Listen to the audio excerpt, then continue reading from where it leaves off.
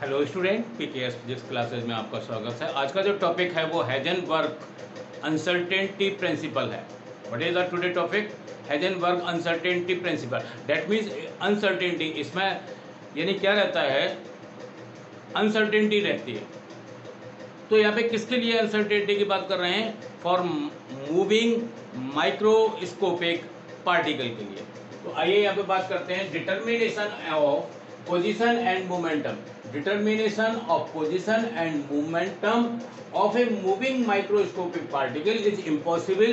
Determination नहीं हो सकता एग्जैक्ट एंड साइमल्टेनियसली, यानी कि एक साथ दोनों का एग्जैक्ट डिटर्मिनेशन इम्पॉसिबल है position and momentum of microscopic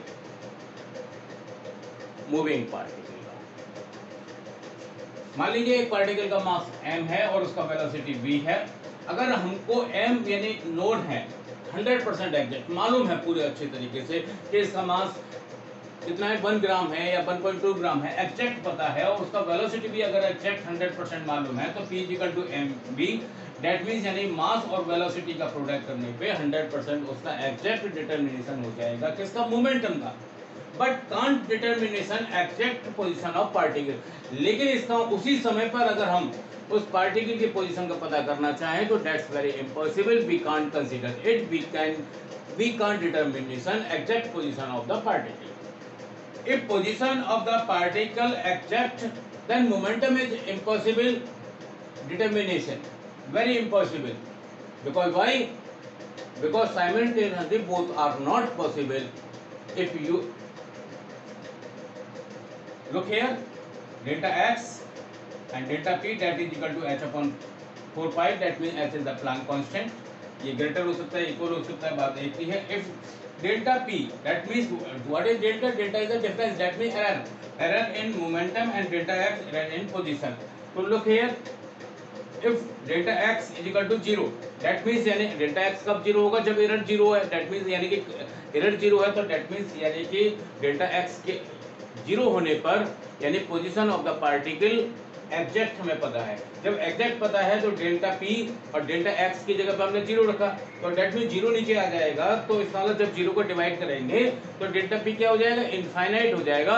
that mean उसमें एरर कितनी हो जाएगी? इनफाइनाइट हो जाएगी। और इनफाइनाइट यानी कि एरर को हमें पता करना असंभव है, दैट्स इम्पॉसिबल। इट मीन्स यानी कि एक अगर यानी डेल्टा x में कोई भी एरर नहीं है, डेल्टा x की वैल्यू 0 है, डेट मीन एग्जैक्ट पोजीशन हमें पता है, तो इसका मतलब हम डेल्टा p को इन्फिनिटी आने की वजह से हम उसको डिटर्मिनेशन नहीं कर सकते।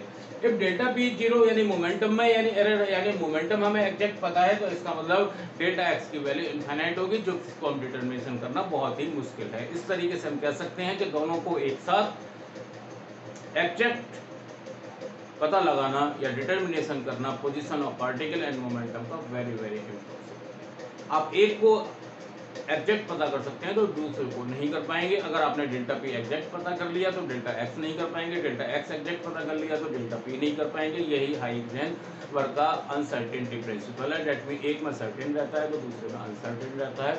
ओके, आपको अच्छे समझ में आ गया होगा। फिर भी कोई प्रॉब्लम है तो आप कॉल करें, व्हाट्सअप करें, कमेंट्स करें। मेरे चैनल पीकेएस फिजिक्स क्लासेस को लाइक एंड सब्सक्राइब करें, कमेंट्स करें एंड शेयर करें फ्रेंड्स को।